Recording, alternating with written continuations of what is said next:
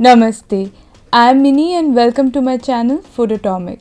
Today we are making a quick, healthy and high protein chickpea salad recipe. So let's get started.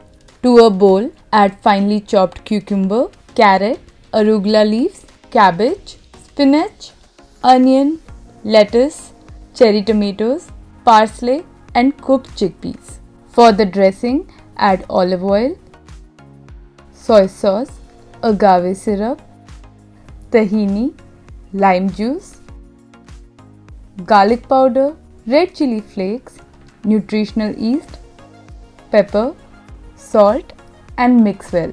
You can omit the chili flakes and pepper in case you want to reduce the spice level in the salad. Add the dressing to the salad and mix, and that's it. The vegan chickpea salad is ready.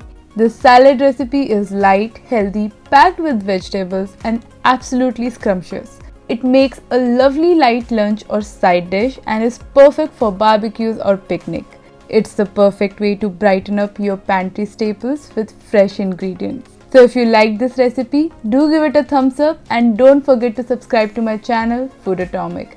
I'll be back soon with another interesting vegan recipe. Until then, bye.